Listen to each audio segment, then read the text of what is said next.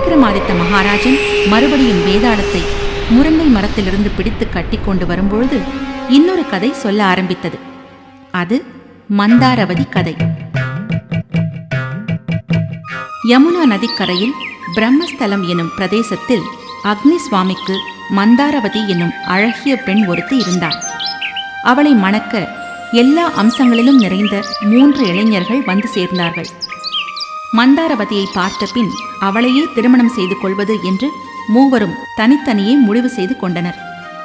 மந்தாரவதியின் தந்தையாரிடமும் இதை சொன்னார்கள். அக்னி சுவாமி ஒன்றும் புரியாமல் யாருக்கு மனம் செய்து கொடுப்பது என்ற குழப்பத்தில் இருந்தான்.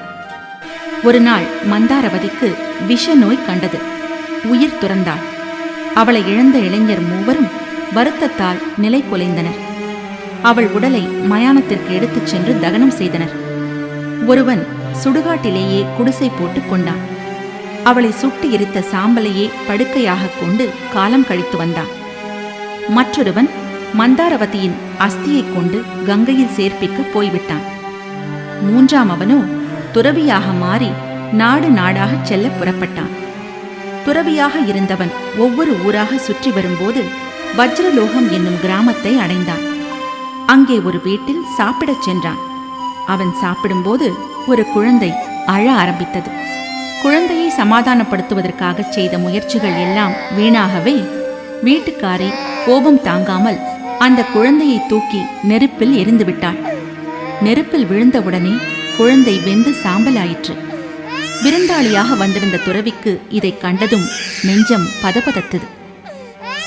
ஐயோ, நான் ஒரு பிரம்மராட்சச வீட்டுக்கென்றோ வந்துவிட்டேன். இவ்விடத்தில் உணவு அருந்துவது பாவச் செயல். நான் இங்கே சாப்பிட மாட்டேன்.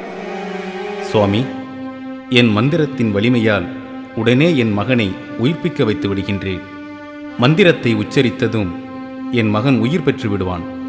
அவன் மந்திர புத்தகத்தை எடுத்து வந்து கையில் ஒரு பிடி மண் எடுத்து வைத்துக்கொண்டு சஞ்சீவி மந்திரத்தை குழந்தை மீது உச்சாடனம் செய்தான். பிறகு அவன் அந்த மண்ணை சாம்பல் மீது வாரி இறைத்தவுடன் முன் இருந்தபடியே குழந்தை பிழைத்து எழுந்தான்.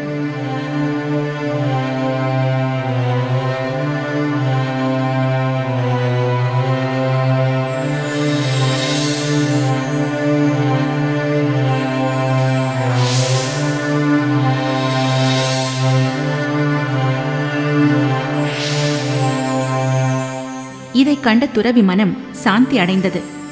அந்த வீட்டுக்காரன் அந்த புத்தகத்தை பரன் மீது வைத்துவிட்டான்.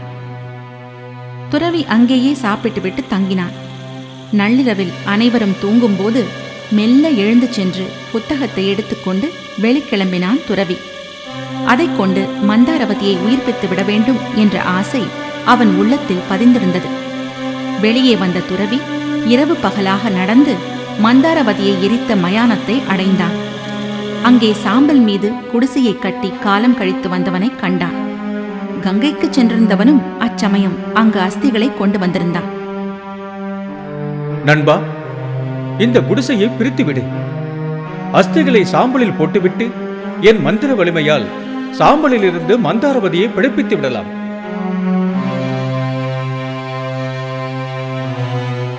துறவி புத்தகத்தை பிரித்து மந்திர உச்சாடனம் செய்து பிடி மண்ணை எடுத்து சாம்பல் மீது வாரி இறைத்தான்.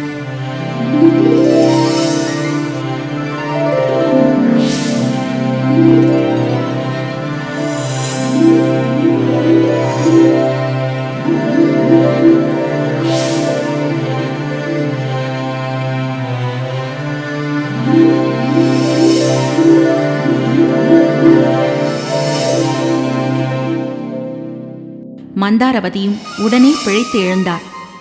மந்தாரவதியை உயிருடன் மீண்டும் பார்த்தபொழுது மூவருக்கும் அவள் மீது ஆசை ஏற்பட்டு யார் அவளை மனம் செய்து கொள்வது என்பதை பற்றி அவர்களுக்குள் பெரும் விவாதம் ஏற்பட்டது.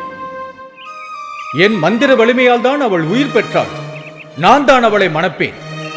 புண்ணிய தீர்த்தங்களின் மகிமையால் தான் அவள் உயிர் பெற்று எழுந்தாள். நான் தான் அவளை மணப்பேன். நான் தான் அவள் சாம்பலை காத்து வந்து அவளை உயிர் பெறச் செய்தேன். ஆகவே அவள் எனக்கே உரியவள். மன்னா, கதை புரிந்ததா? மூவரில் யாருக்கு மந்தாரவதி மனைவி? எத்தனையோ கஷ்டங்களை அனுபவித்திருந்தாலும் மந்திர வலிமையால் அவளை பிழைக்க செய்த மூன்றாம் அவன் அவளை மணக்க முடியாது. உயிர் கொடுத்ததால் அவன் தந்தையே ஆவான். எலும்புகளை கங்கைக்கு கரைக்க சென்ற இரண்டாம் அவன் மகனாவான். அதனால் அவனும் மணக்க முடியாது. மந்தாரவதி மீது கொண்ட அன்பால் அவள் சாம்பலை விட்டு பிரியாமல் மயானத்திலேயே தங்கியிருந்தானே, அவனே அவளை மணக்க தகுதியானவன். விக்ரமாதித்தன் இப்படி சரியான பதிலை கூறியவுடன் வேதாளம் அவன் தோளை விட்டு கிளம்பி மறைந்து பழையபடி தன்னிடத்திற்கே சென்றது.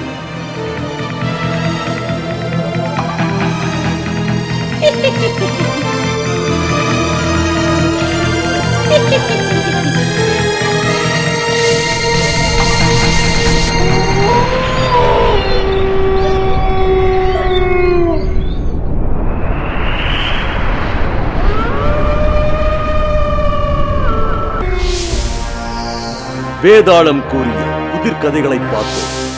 வேதாளத்தின் புதிர் கேள்விகளுக்கு விக்ரமாதித்தனின் கூர்மையான அறிவால் அதற்கு பதில் சொன்னதையும் பார்த்தோம். ஆச்சரியமான கதைகளுடன் மீண்டும் சந்திப்போம்.